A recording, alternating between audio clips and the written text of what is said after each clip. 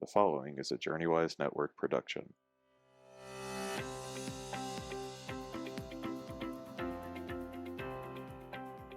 I am a country music fan, and Reba McEntire is one of my favorite artists.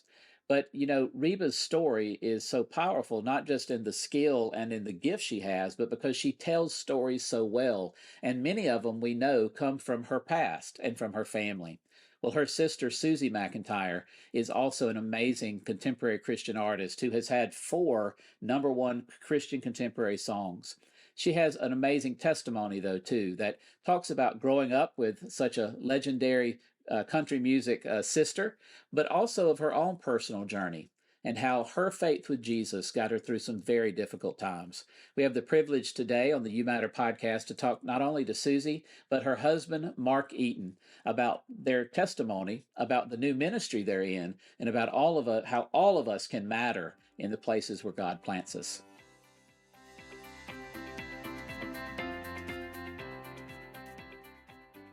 Welcome to You Matter podcast.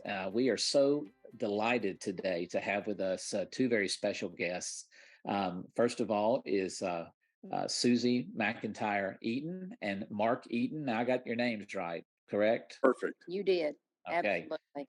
I have been known in 30 years of ministry to take someone's name and make it almost into a physics problem, but we have certainly been looking forward to having this conversation with you guys, and I've gotten to know a lot about you over the last few weeks.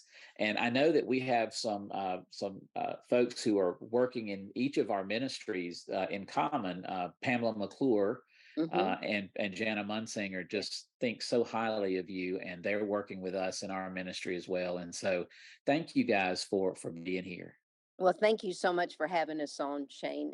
It's an honor. I know I was asked to be on here by myself, but Mark and I have been married for 14 years, and we are a unit, and he is so much a part of my life and so much of my story that turned around for the good. And so I wanted him to be here today to share a little bit about our story and where we are now and where we've come from. Well, I think that is absolutely wonderful. And I'm so glad that Mark could join us. As I've gotten to know and read a lot about you over these last few weeks, I just really respect your journey together and just the countenance that you share. I've watched a lot of videos. Mark, I knew that Susie was a wonderful entertainer, but I did not know the gifts that you have, and a blues guitar. Most people don't. So yeah. Do you play blues guitar? Did I understand blues guitar? I can play a few riffs in the blues, and beyond that, it's Hail Marys and good luck. So. Well, the next time you're in Memphis, we're going to have to get together. We do blues pretty well down here. So I'm sure you do. Yes. Sure. Well, the title of this podcast, You Matter, for you guys to sort of know the atmosphere that we're in. Several years ago, I began because of my own personal story, and I don't know if you know much about it, but I was born a hemophiliac.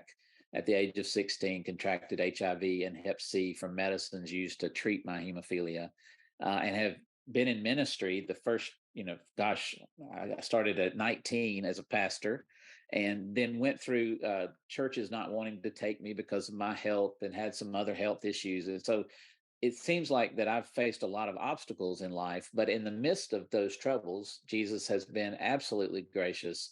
And I understand, in this world you will have trouble, but take heart, for I've overcome the world. Because I do believe that God plants us at certain places along our journey. And at those intersections, we really do see how our story fits into the greater story. And as I was reading your testimony, Susie, I know that you've had an amazing career. I know you've had a wonderful life, but I also know that it's not always been easy. Right. And here you're in a second chapter of your relational life, and I just see such a great, as I said, countenance of you guys.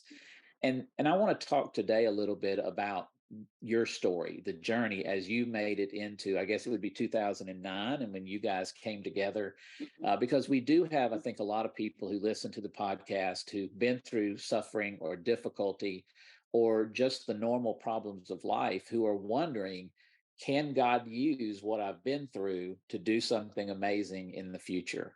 But let's start at the very beginning. And this is a question I don't know if you've probably ever been asked, but I am not a huge charts guy. So I did not know there was a category called positive country. A positive And country. so, for those of us who are ignorant like me, tell us a little bit about what positive country is, because you have been just an amazing person in that regard. Well, it was started back in the 1993, in that era right there when Integrity Music signed me on to be a recording artist for them. And they were, of course, into praise and worship music, really, really heavy. And so they wanted to branch out a little bit and saw me on the road of in the rodeos, doing cowboy ministry. And they wanted to branch out, and in that vein came positive country. There were a lot of people out there doing the same thing I did. I, being Reba McEntire's sister, didn't like it so much because what would that connotate her music as? Negative country music. And so I pushed a little bit against it because I didn't want to say that all country music was negative, because it wasn't. I mean, if there was any other genre of music that would give God and country its due, it would be country music and grandma and prayers and all of that kind of stuff. But signed with Integrity Music and did an album with Paul Overstreet, who was also in country music, but very, very positive in what he was saying in his songs. And so Integrity asked me who I wanted to pattern my music after, and I said Paul Overstreet, and they assigned him the job of being my producer for my first album with them. Oh wow! I know that he has a great reputation, of course, and is Yes, he just does. yes. So Um, Susie's music is, instead of someone's drunk, Susie's music is someone got sober and became a good dad. Yeah, oh, yeah. that's Instead of wonderful. instead of getting out of jail or going to jail and driving the semi through the Mhm. hotel or something like that, Hmm. Susie's music is about people working it out, and the cowboy who rode off on the plains because he was mad uh, um, But had came back home and met came his back wife. home that night and Right. had met his wife coming after him. So her music is really about coming Restoration. together instead of breaking up, Right. kinds of things. And when I was little, I didn't really want to sing. I mean, I went to church with my grandma and grandpa at a little church at Chalky, just right across the highway from where we live today. And I experienced my grandma getting on her knees at night and praying for her kids and her grandkids. And Oh wow! I knew that Christianity was real. I mean, out of that, me being at grandma's was something, a necessity, because my mom and daddy would go to a rodeo and they might be gone all week or maybe 2 weeks. And so somebody needed to keep me. And I was the youngest of four kids. And yet what seemed like an abandonment to me, uh, in my heart, was a blessing because I got to stay with them. Um, and then they didn't have a TV. They didn't have an air conditioner. We'd have to listen to the whippoorwills and Bob Whites at night through a window cracked about this much to get a breeze. But all of those experiences influenced me so much that when I went to a Baptist church revival at 12 years old, I knew that the evangelist was saying what he was talking about was absolutely real, because I saw it in action.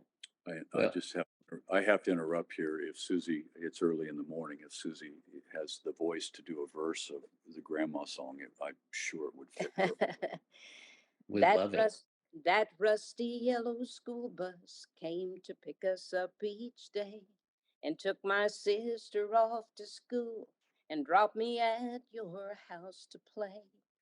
I'd see you waving from the porch down that old dusty drive, and I'd run as fast as I could to your side. You taught me how to garden, and then you'd let me help you cook. She let me wash dishes too, but she'd rewash them. Oh, that made me mad.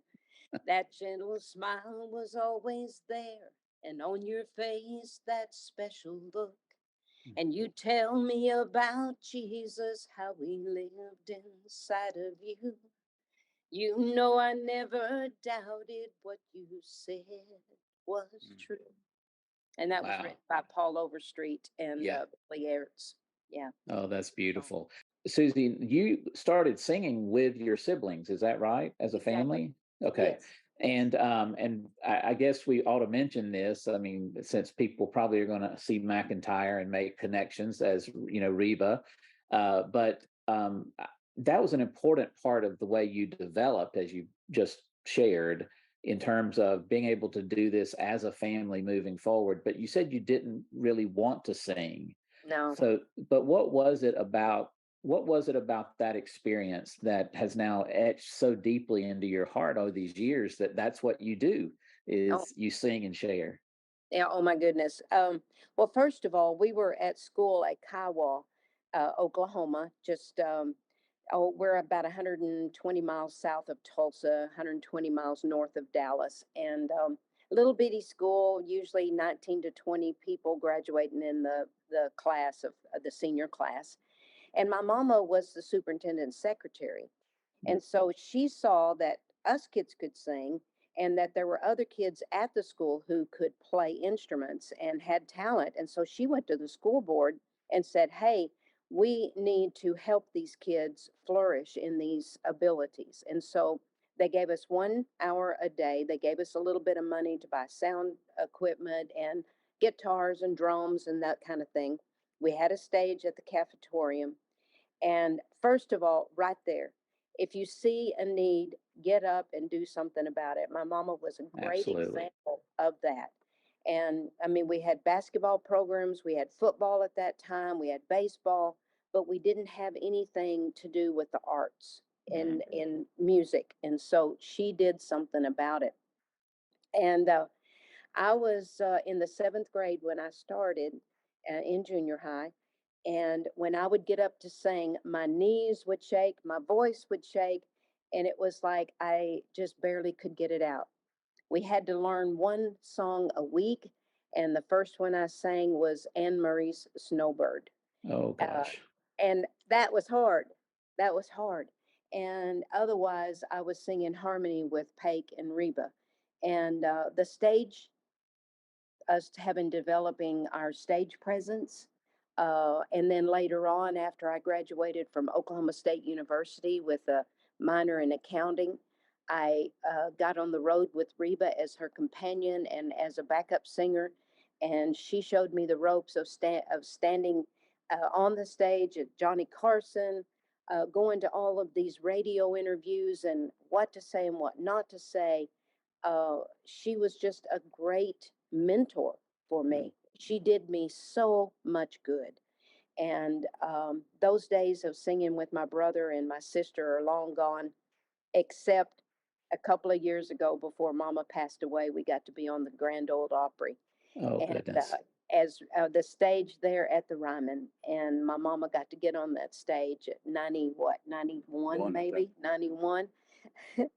And my older sister Alice was going to give her arm to come across the stage. Said, "Mama, it's dark on this stage. You might ought to take my arm." And she stiffened up and she said, "That's a sign of weakness."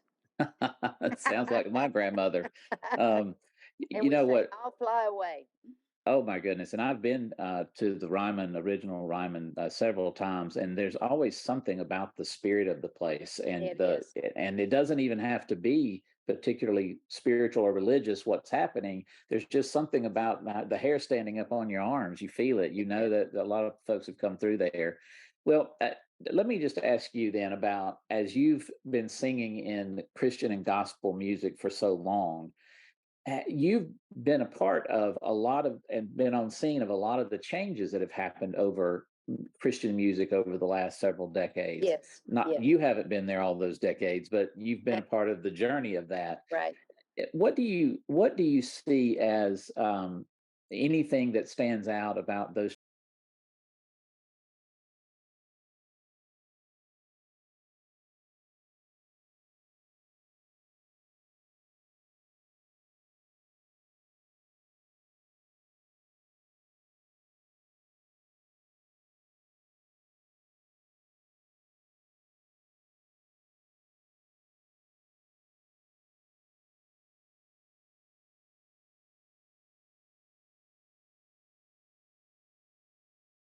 that we sang over and over and over. That's kind of phased out.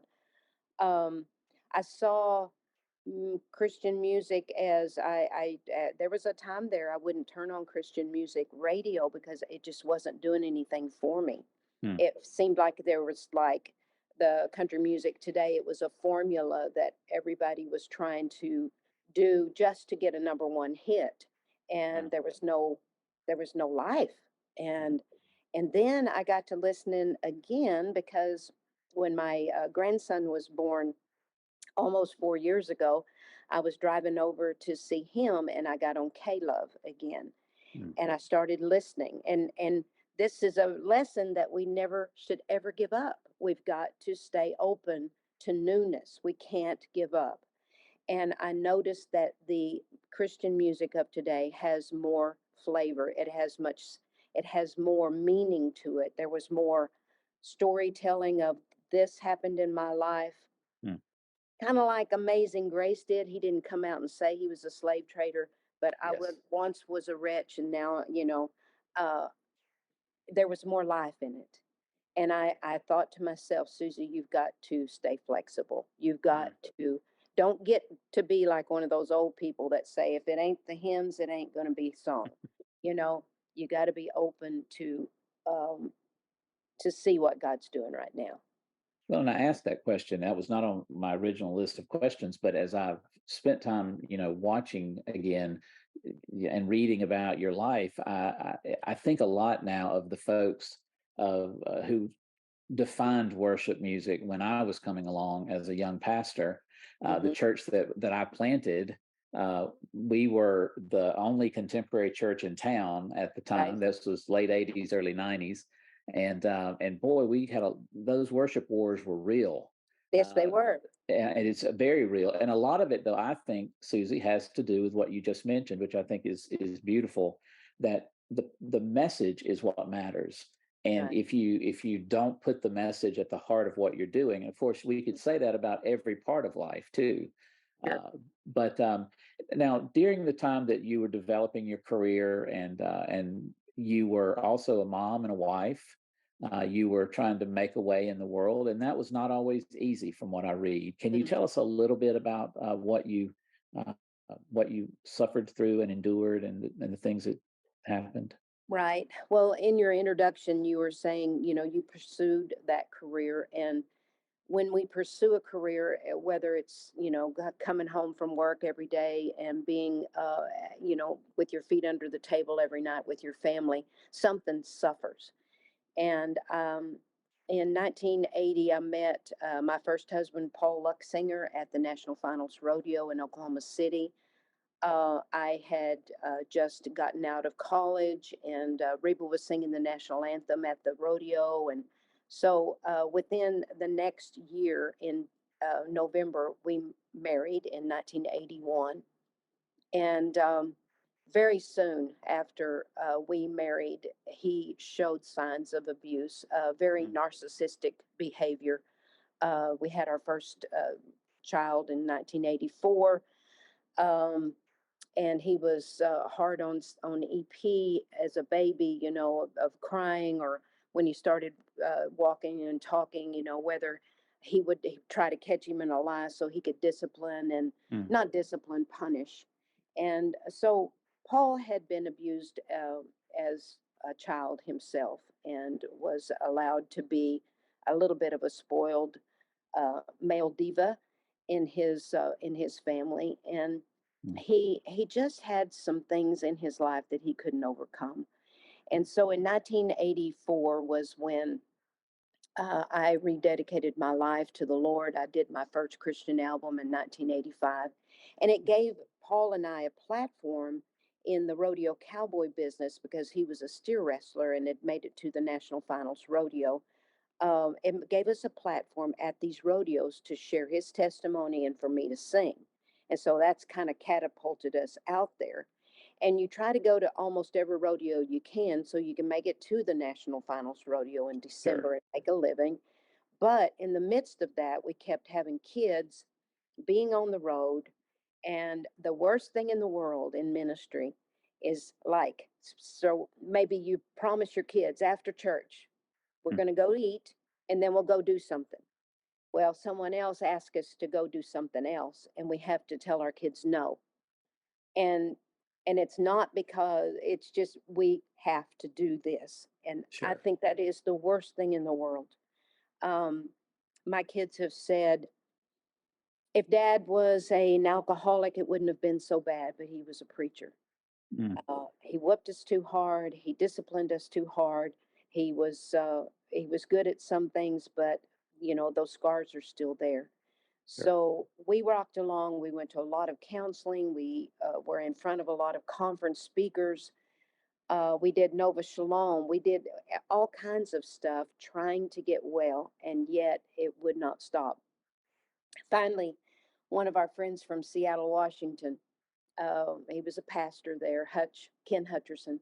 He says, Paul, if this happens again, I'm going to come down there to Oklahoma. And he played for Dallas Cowboys, the football team.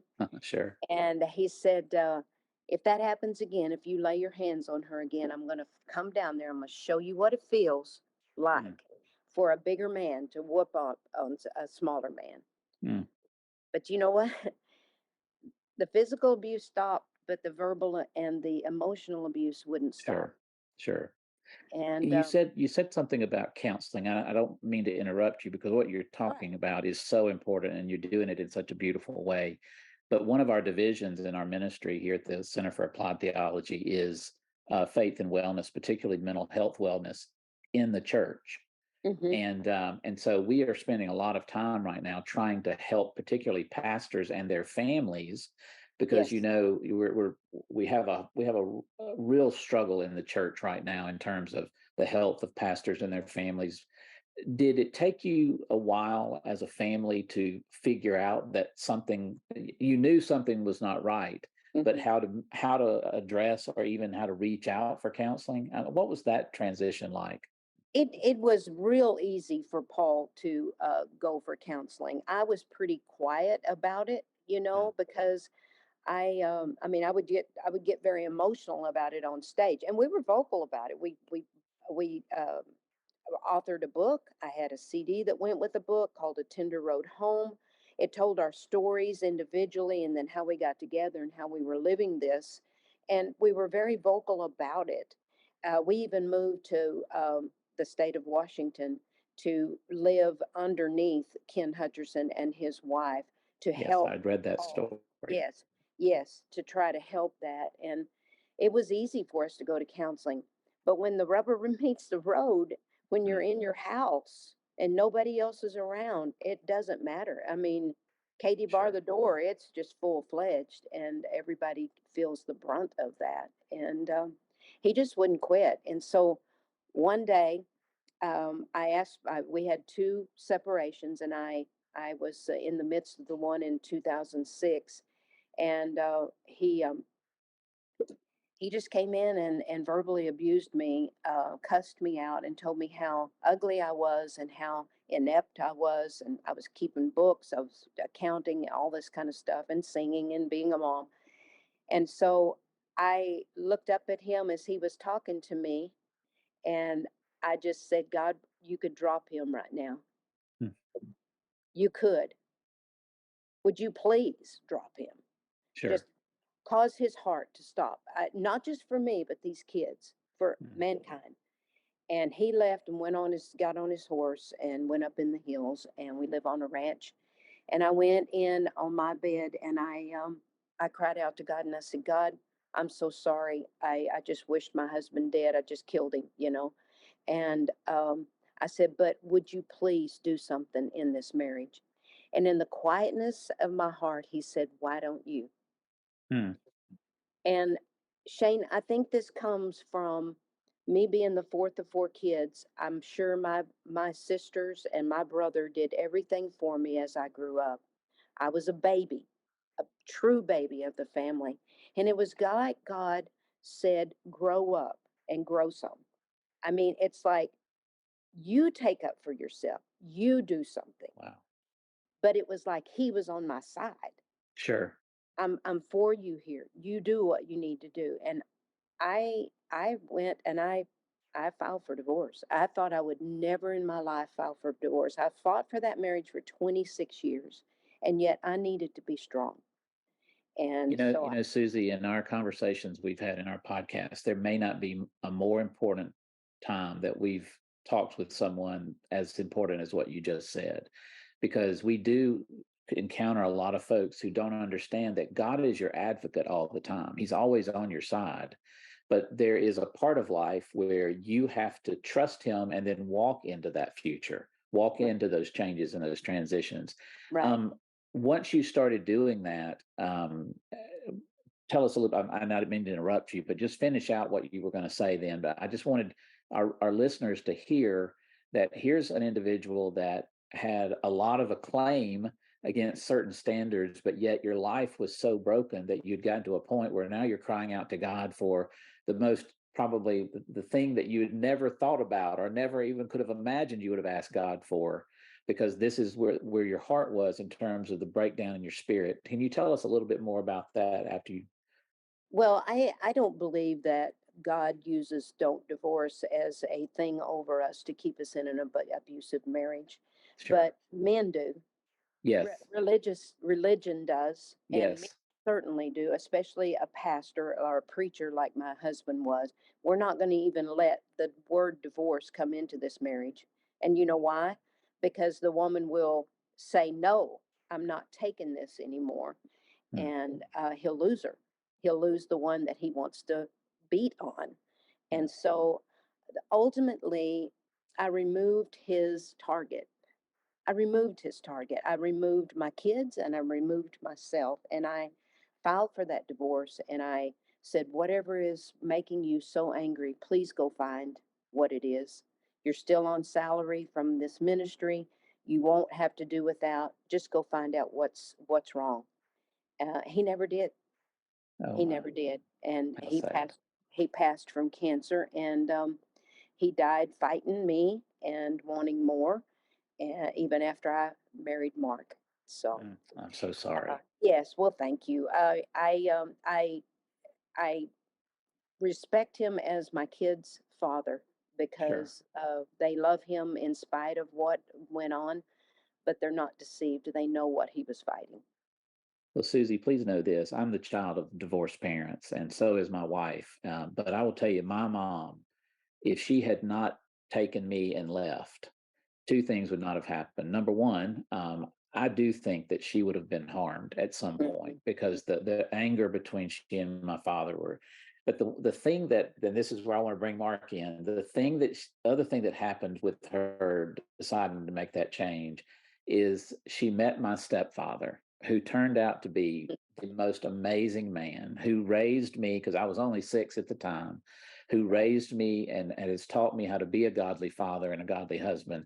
So 2008, 9 comes along, and all of a sudden you've got this. And now, do I understand this, Mark? You're a motorcycle riding, CrossFit, uh, And a tattoo.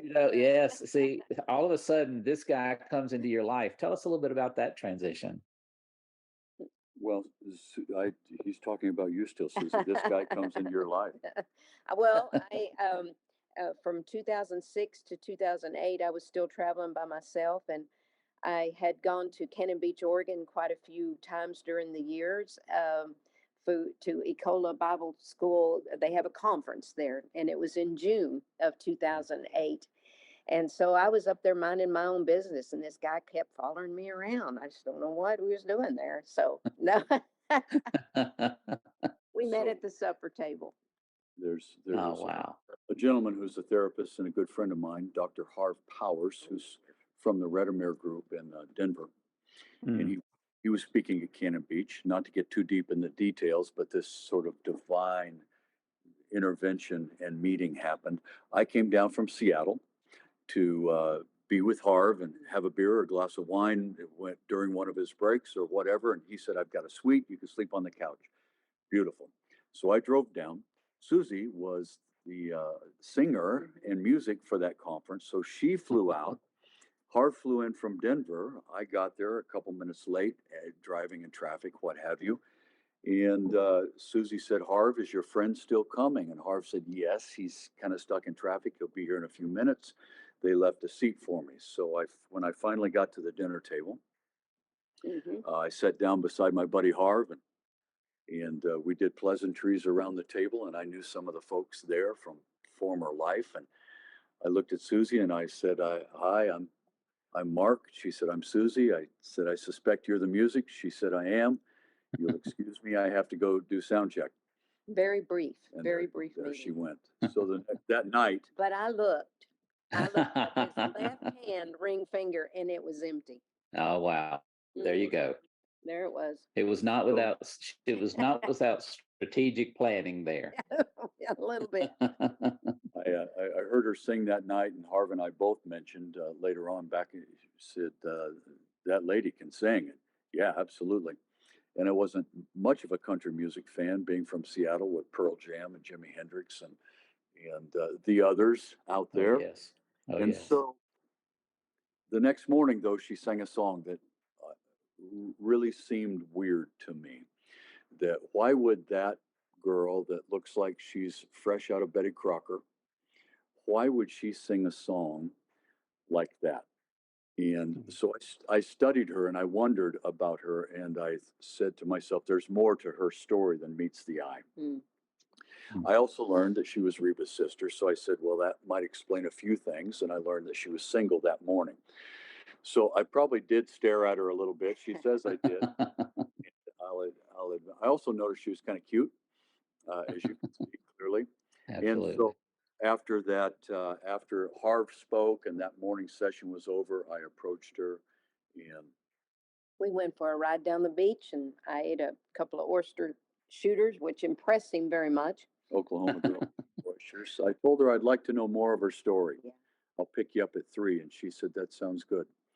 So we spent a couple hours together getting. We were same age and stage. We were similar space and place, if you will. Oklahoma, Seattle. In life, there was this substantial cultural difference. Yeah. Susie thinks she's all about the Western lifestyle, and I informed her Oklahoma is Central USA. I'm from Seattle. I don't hear about Western lifestyle. No, that's Western. Yes. So we had to consolidate our language. If she didn't hear me, she'd say, "Do what?" And I said, "Do what? I don't want you to do anything. I just." He said, "Where is it?" And I says, "It's over yonder." Which. So anyway, that was a year and a half later. We got to know each other. A phone call once a week became a couple times a week. Then eventually became every morning on my way down the hill, and then several times a day. And I flew back to meet her parents, who were both still alive, and her family, and proposed to her a year and a half later. And Thanksgiving. We got married 13 wow. days after that. That is fantastic. Yeah. Back at Cannon Beach, Oregon. I was booked to go back to Cannon Beach for their Christmas conference, and so we went there and Oh my. met it up. We got married there. Now, I understand that you guys together have 6 children. Yes. And yes. how many grandchildren? Let's see. You're going on 9. I've got 2. I think I'm going on 10. I'm not quite sure, but yes, I do have 3 children who are all independent, living in different parts of the U.S. and married with children. Susie's 3 live real close to the ranch, actually. 2 on the ranch and 1 in south of Oklahoma City. And they work together daily. So. Oh, that's great. Yeah. Right. We're expecting our first grandchild in August. And we have 3 daughters, but our middle daughter is pregnant. And so we're waiting on that first grandchild. But I have been a family of all girls. I have a sister, 3 daughters, a wife. All of the pets are, I think are female, but we have a grandson on the way. So we'll see we'll see. But what would you say then, you guys coming together, you're talking about cultural differences, geographic differences. What was the thing, though, that was the light that went off that said there's no difference that can't be addressed? What was that conversation like? For me, I really bullet pointed during the loss of my 30-year marriage and that's a whole story surrounding that. I went into the belly of the whale for quite a while and got worked, and I tried to do a lot of transactions with God, and he basically shrugged his shoulders and said, "Man, I'm not really about that." And I said, "Let's look at the score." I did a Job thing. And at the end, he said, "You're in the belly of the whale and I'm in control. And I'll spit you up on whatever beach I want." And turned out I didn't know the beach. Turned out I sounded different even to myself. I think I walked different, and there was a real transformational aspect. I never shook my fist at God, but I did fight with him. And a friend of mine asked me one time, "Mark, where is God in your life?" Implying that I had fallen out of grace. And I said, "Dude, God is the only thing I have. I haven't fallen out of grace. I've fallen into grace. Wow. What a beautiful saying. I just don't look like you think I should look." And God is not in, he, at that point, I didn't think he was using me. I was still healing, and I still am. But recently, the sentence came to mind: God uses us not in spite of our past, but because of our past. Absolutely. And he Praise God. writes that into the story. So I'm about the transformational process that doesn't have real clear edges and boundaries. It's ongoing. It weaves the entire history of Genesis to Revelation, and our part in our own personal epistles that we're writing. And so I even forget the original question, but I came to Susie, and You're doing great. It doesn't matter what I ask. I like what you're saying. I came to Susie, and when I put the ring in front of her, I said, "I'm serious," and we talked about our Look at that. past. Beautiful. My goodness. Wow. We talked Good job, about Mark. our past, and she said, "I think it's a little." Thank you. "I think it might be a little early. I don't know that I'm ready." And she said, "Can I do this?" She asked that question of herself to me. "Can I do this?" And I said, "I know I can do this, and I'm pretty sure you can do it, and we're going to do it together." Wow. But all the way back to that, one night I picked her up after a concert and was driving her up to my hometown. It was about a 4-hour drive, and I just got busy with bullet points. I said, "This is me, this is me, this is me. What it about you?" And I told her my history. I gave her bullet points. "What's your position on this? What's your position on this? What do you think about that?" And we had similar core values about what makes a good life. We had similar core values about what happens when life disappoints us, and we have differing agreements. What do we do with that? Do we get angry? Do we withdraw? Do we pout? Do we go silent? Do we punish? And we had similar core values. We had similar core values on what would you do on a day off. We had similar core values about do you think God cares if I smoke a cigar? And her response, I hope not, because I love my cigars. So. I've had more conversations about Jesus because of tattoos, whiskey, and cigars than I ever did when I was a pastor. I spent 20 years in Preach full-time it, brother. ministry. I got left out. You get left out of the best conversations with the real people because of that title and that position. And so Me too. it's about the core values. Everything else can be solved. Toilet lid up, toilet lid down, who cares? How you wash the dishes, who cares? Mature people can work through deferring to each other on that. But in our 50s, it's kind of late to really adjust our core values.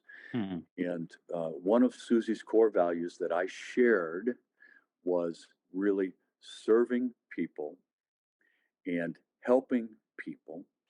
And we weren't worried about riches. We wanted to live a good life. We both liked to travel, and we just blended lifestyles because I think we had the same heartbeat, maybe different language, but the same heartbeat. And I think the confluence of the Susie River and my river have finally sort of blended together, and I think we found our pace. We've synthesized some of our language. We've learned how to fight with each other better and stay engaged and say what's true and not pretend and continue to love and stay hooked at the same time. And we we've we've got a long ways to go. I still walk with a limp. God touched my hip, and I'm still limping.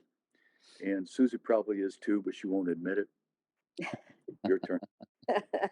You guys are just beautiful to watch. You can tell that you can tell you share these values that are at the core of who you are. And it's a wonderful thing to see. Guys, I want to tell you about a project that we have been working on for a long time, and we are so excited that it is officially out in the world for you to get to be a part of. Yes. Shane, why don't you tell us a little bit about our newest book? Well, it's part of a Life Along the Way series. Jesus was referred to as the Way. The first 200 years of the church is life. And so how do you walk along the way with Jesus? What we've done is taken all four Gospels and the first chapter of Acts. We put them into chronological order, and they've come out into 360 devotionals. And so in 4 90-day devotionals, you can walk with Jesus every day in the same pattern and same that the Bible has it. And the first one is Jesus with Us. It's the first 90 days, talks about the beginning, the prophecies of his birth and the coming of the Lord. And then it talks about his birth and several years after that, and just helps you to feel like you are at the very beginning, truly at the start of the journey of Jesus, and what a powerful impact that can make in your life. So you and I have been doing this for a year. We've been walking through 365 days with Jesus. And I think for myself personally, what's been so impactful about reading it in chronological order and reading it slowly, we're not skipping around on what we like about what Jesus says and what he doesn't, right? We're spending time in all of his words and getting to know him as a whole person. And so I think whether our listeners are have been walking with Jesus for a long time, or maybe are just wanting to get to know Jesus, this is a great devotional for them. C.S. Lewis says if you're going to tell the story, you need to tell the whole story. And this is the whole story. Yeah. Well, guys, I want y'all to get a copy of this book. We'll put the links in the show notes for you to be able to get a hold of it. It has been truly life transforming for me, and I want you to be a part of it as well. Join us on the journey.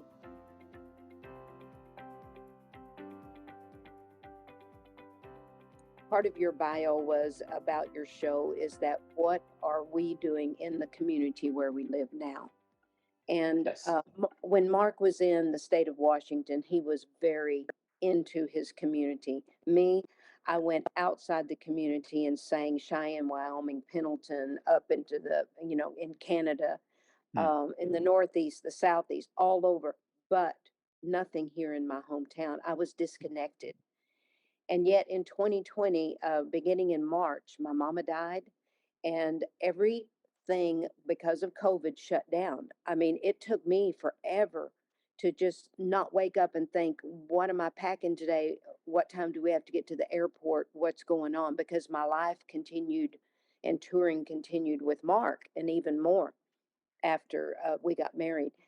And so life changed for so many people during that time because it just shut us down. And it even shut Reba down. She came in after. She stayed with us for 12 weeks. Right. For 12 weeks. Oh, wow. We were just cleaning mama's house out and doing things, She couldn't travel. Casting lots for pots and pans and chairs and this and that. And so we got her house all cleaned out and everything, took her back home. And Mark was seen in this town as an outsider. If you weren't born here and your grandparents weren't born here, and if you don't have a history here, you're an outsider and suspect. And so he began to take his computer down to our local Mexican food restaurant, the El Adobe, and just sit and write. And people would come by and say, well, what's going on with you? What are you doing? That was pretty odd in cowboy country to sit at a computer in a pub. And kind of like Starbucks in Washington, Sure. Oh, I know exactly what you're talking about because we had a small town that we planted a church in, and the only place you could go to eat was the Mexican restaurant, and everyone went there, but it became the center of the community. But I do understand the types of conversations you probably had there, Mark. So go on. Go Right. ahead. So Interrupt you again. that developed a relationship or two, and then another relationship or two, and then we attended church. I'm going to back way up. Traveling and speaking for nearly 30 years on my end, and certainly independent of Susie. And we think we probably bumped into each other at one or two conferences. Uh, After my divorce and going into the belly of the whale, I was silent for 4.5 years. Didn't speak, phone didn't ring, nobody called me. And one night in Louisiana, Susie said, Mark, I want to bring you up on stage tonight. And I said, she said, I want you to share what we've been talking about right here backstage. And my words were precisely, and I quote, Susie, I'd really rather not. And she looked at me and said, it's time. Wow. And I heard that as the voice of God through Susie, and I submitted to her in that respect. And I shared that night and have been talking on stage or singing on stage with her since then. So she literally gave me a voice back, and it's a different voice, though. It's a different voice. I didn't used to like my voice at all. And that night, when I heard my voice come through the microphone and out the house speakers and the monitor, I was shocked. And I said, who is that guy with that pleasant, quiet, who is that voice? It sounded different to my own head. Oh, goodness. No explanation. I really don't have a lot to say about that, except a bit of the transformational piece that somehow God did the work.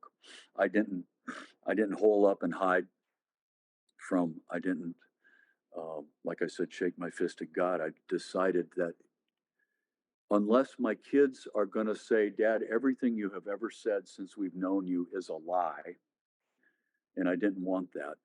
I knew I needed to stay in the process, and I knew I needed to keep my heart open and my hands open, and I better go for the ride or I'm going to be the biggest hypocrite ever.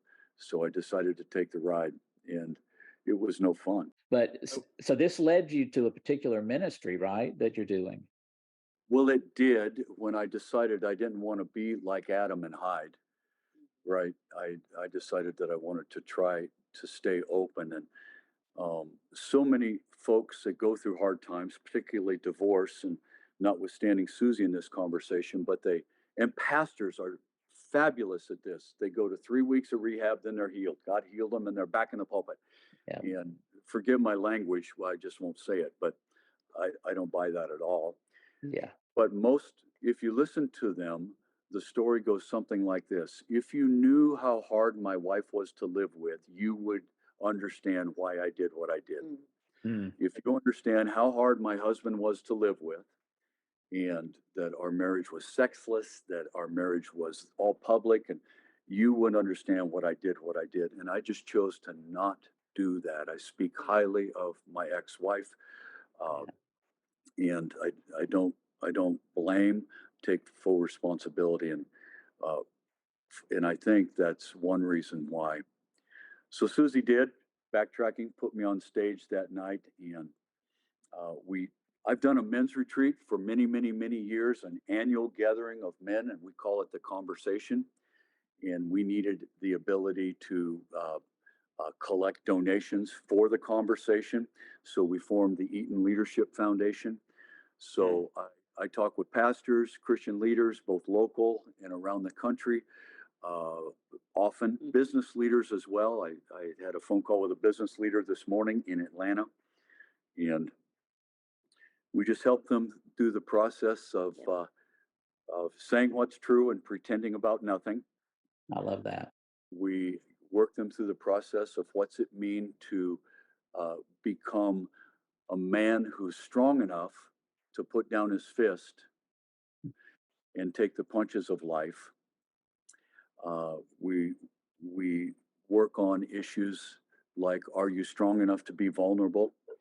And if vulnerability and sharing your heart is child's play, and for sixth graders, then why are you scared to death about it, you big boy? Why is it so hard for you to do? And why can't you tell your son you love him? And we just had the death of a very close friend of Susie's and I. In the last couple of months, he's been telling people, his own friends who he has a lifetime, I love you, to his buddies. And it shocked them so much, but it was true. He wasn't just saying it. It wasn't a love you that was cheap. It was true. He meant it. He felt it. Yeah. He felt it, and he was saying it in almost an odd premonition sort of way. And at his funeral, that came out. This man was softening. He was getting in touch with his heart. I had the privilege of, one, doing his funeral for his family, and two, walking with him a couple times a week as his heart was opening up. And anyway, that's in part what I do. And I love it. Susie's absolute huge part of that. And the event is called The Conversation. We typically do it in May here in Oklahoma. Where do you believe right now you matter in God's kingdom and in the work that God's doing around you? Shane, I thought that where I mattered was on the road. That where I mattered was when people asked me to come and do a concert of 1 hour and 15 minutes, and how Mark was integrated that into with me. But that was pretty much stripped after COVID, because I did have a case of COVID, and it caused autoimmune, my psoriasis, to flare back up, and it caused psoriatic arthritis, and such a lot of pain. I got down to 112 pounds, which was losing a lot of weight. But, with the long hauler COVID type stuff, nothing tasted good, just loss of appetite. So I got to where Mark had to put me in and out of the bathtub, put me in and out of bed. And so if I wanted to go sing, I really couldn't. One of our biggest venues is Cheyenne Frontier Days in July, the big rodeo that goes on there. Last year, right before we were to go, 2 days maybe. Yeah. I just didn't feel good, and Mark said, "Let's do a COVID test," and I had COVID again. So that was the second bout. Not hard cases at all, just barely felt it, and then just inflammation entered my body. I couldn't. We work out CrossFit. I was doing 195-pound deadlift. Couldn't do that anymore. Barely lift 55 pounds. So I've had this season of being sick, and I hardly ever was sick before. But in the last few weeks, and then fell and broke my hip in the gym, which was a total accident. I'm sidelined, and I had to ask myself, who am I? Am I a singer? Am I Reba McEntire's sister? And way before that was I my brother's sister, my other sister. My daddy was famous. My grandfather was famous in rodeo. Who am I? And I had to come to the point of that's not my definition. I'm and being sidelined, and then us becoming pastors here in Atoka at Cornerstone Church, where Mark speaks and I help with the music. It's caused us to be more of this community where I never was before. I have friends. That Mark has friends, and we're here and entrenched into this community. Well, you guys certainly do matter. You can tell that. I can just sense it. I hope that our paths will be angled together in some way, because I've just loved having a chance to get to talk to you. Mark, question for you then. Where do you feel like you matter? I can tell she's doing what my wife does a lot of times. She's talking about where she matters, but it's also where we matter. I can tell that this is something that's very much about you guys. Anything that you want to add to that? I can remember saying, I don't think God will use me anymore. And I will probably end up in some sort of and I don't want to name a vocation or anything because those are good, but it's not what I had done. Sure. And so I felt like I would end up in a very humble spot. And I remember saying that in a proud way, like a humble spot is a bad thing to be. Right. And where I'm at now is that I'm in that humble spot. I hope. And God was very kind to me, way kinder than I deserve, by allowing me to meet Susie and us to join up. But there's You told me just the other day, you said, I believe I have more friends here living the last 14 years in this community than I did in my past life in Washington. yeah, I Wow. was super well connected. But he's a different man. Yes. He's a Sure. different man. I think some of my connectedness. He was the man in Washington in his town.